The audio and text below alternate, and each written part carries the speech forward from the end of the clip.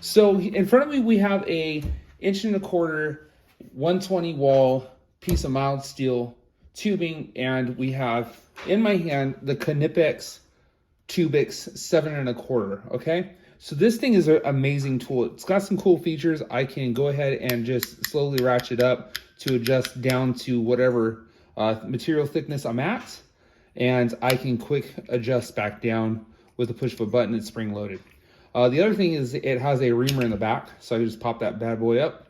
I can use it, swivel type, and make sure that you have this in this position where it's at right now. It will go in perfectly fine. If you don't and you have it out here, it's gonna hit and stick out and clack around. But this is cool because then it retains the reamer just as so. So we're gonna go ahead and make sure we're fully extended out. We're gonna go ahead and give this, actually I'm gonna turn this around for my grip. And we're gonna go ahead and start some pressure on this. Now, I wanna give you guys a real look at how long it takes for me to cut through this. Now, this was my test piece number 1, okay? I'm gonna pop that over there. No one really cares, right? And here we go. Let me, actually, before we do that, let me move you just about like so, and move you up a little bit so that you can see the cut line, because you'll start seeing that form. And I want you guys to see this in real time as it is, because a lot of things have movie magic, right? And I don't want to produce movie magic. I want to show you guys what this tube cutter will actually do. And they make claims that this thing will cut through stainless, it will cut through steel, EMT, copper, you name it, ferrous and non-ferrous metals, it will cut through it up to its maximum size, obviously. And I think it would do great on thin stock as well. But there's no test like truly putting a tool through its paces, right? Because on the job, what are you gonna do if you see this and you don't have other tools to cut it? Hold on, I'll be back. It's really unprofessional when you can just throw this guy in your bag. It doesn't take that much space. I mean, fits in my hand literally, right? So here we go, we're gonna keep going. Now, if someone has an opinion on how I'm using this tool, or you have some information about how I'm using it, that I'm doing it wrong, please drop a comment below and I will be sure to read it. And I will accept your constructive criticism. And even if you guys start arguing, let's keep it civil. So I know there's differing opinions on everything in this world, and you guys are entitled to your own opinions. Well, what I'm gonna do now is, before I pop through, I'm actually gonna drop you down to a different level, because as I've already cut a piece, I noticed something. You're gonna be able to see the cutting wheel pop through.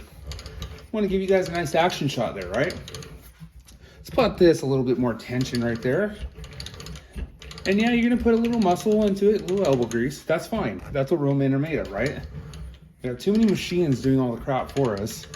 And now, mind you, when I was an apprentice and on these commercial electrical jobs, we had cutting machines, reaming, threading, you know, everything. Running rigid and poly-coated rigid and all this other good stuff. And there you go. So I've talked you through that. That didn't take too long, right? Now, it actually captured the piece in here, which is crazy because I didn't have that happen last time. So I'm just gonna rotate it out, undo it, and there we go. Now you can see on both sides, you have a very shiny surface. So I'm gonna have a nice ridge on the outside. It's gonna be a smooth ridge, and then I'm gonna have a burr on the inside, which is okay. Remember, we have our reamer. Pop that out.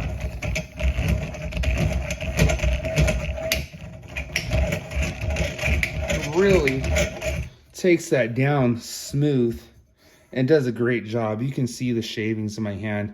I'm gonna drop this up here, because hey, sometimes some of us, not gonna name anybody, myself, likes to walk in here barefoot every once in a while to grab something. Again, we'll make sure that it's in the back position. We can slide it back down, and you can store it however you want. You can ratchet it up, you can release the tension, whatever it may be. This is gonna be part number 903102. This thing's amazing. So now I can do this, and as you can see my finger, I'm not getting cut. I'm perfectly fine. I can do that. I'm not gonna get hurt. This is smooth up here. Hit it with a file. Do as you please. Get it ready for whatever you're gonna do. But this will just show you in real time what it's like to cut through something that's a thicker wall material, so that you get a good gist of what it's good for. These guys, of course, they're gonna cut through copper and EMT. That's what they're made for, obviously. But when someone makes a claim that it's gonna cut through a thicker material or a stronger material, pardon me, I wanna know that it'll actually do that. Now, I don't have stainless tubing around, or else I would have done this on stainless to show you, because it's typically harder to cut through. Now, if you have a larger, thicker copper or brass, it can also get harder as it work hardens. But on this is a great demonstration of the capabilities of the Knipex Tubix 7 1/4. You guys, thank you for following this far, watching along. Go ahead and give it a like, comment, subscribe if you haven't already. Share this video, and I love to see your comments below. So please drop a comment. I really like to see what you guys have to say, even if it's constructive criticism that I did something wrong. You guys be blessed. Make the trades better. Bye now.